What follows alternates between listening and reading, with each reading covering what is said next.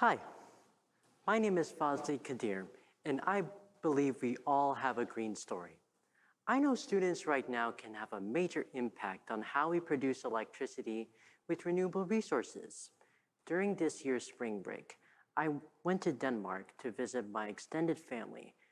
Touring through the city of Copenhagen, I saw a multitude of old-style windmills using wind energy to generate electricity, as well as upgraded windmills.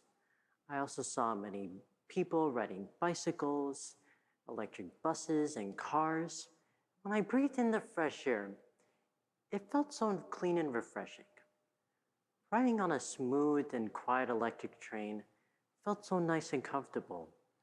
But witnessing these moments made me think about the climate closer to home, Chicago, Illinois.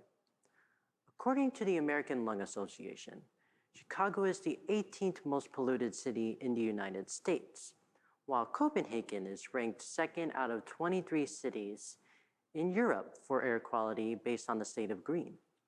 The air in Chicago can be better by raising awareness about the issue of climate change compared to people in Denmark who are actively putting effort to combat climate change.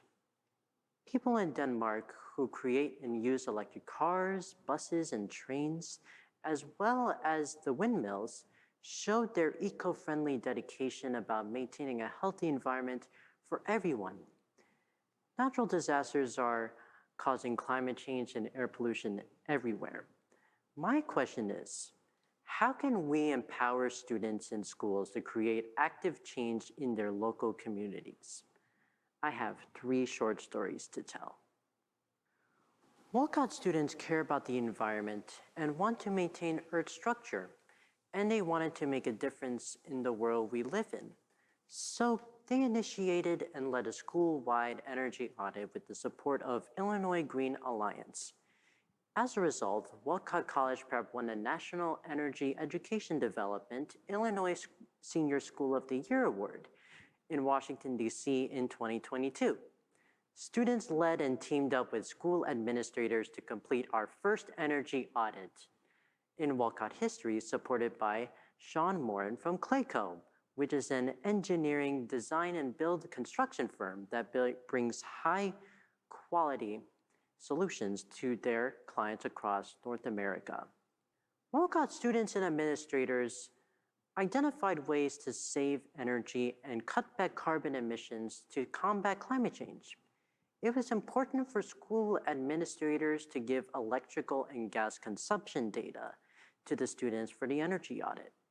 Students' audit, analysis, and recommendations based on that analysis has now saved the school a lot of money as well as energy, and has helped administrators to determine better solutions and be more efficient. Here's a takeaway lesson. Don't underestimate the power of the youth.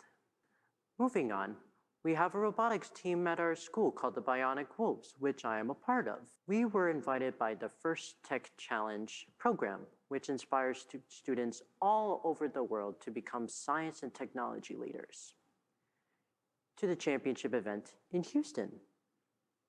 We wanted to share ideas from neurodiverse students on how robots can use renewable energy. We designed robots that clean up microplastics from the ocean using hydrothermal vents, and came up with the idea of using hydrothermal vents from the ocean floor to generate electricity to power the robots. We found that the ring of fire over the Atlantic overlaps areas of the Great Atlantic Garbage Patch. The garbage accumulation in the Atlantic gives an advantage for robots to clean up the pollution in the waters. This information would help guide our robots to clean the microplastics off the ocean. We want to inspire other robotics teams to be creative and repurpose their robots to make a positive impact in the world. Finally, we are working on ways to inspire other students to think about sustainable aviation using solar energy for robots.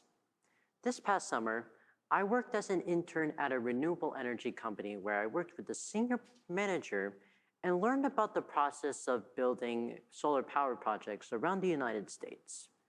The senior manager of engineering, procurement, and construction talked about how solar panels generate electricity, and the different kinds of situations one has to think about when placing solar projects in natural flat landscapes.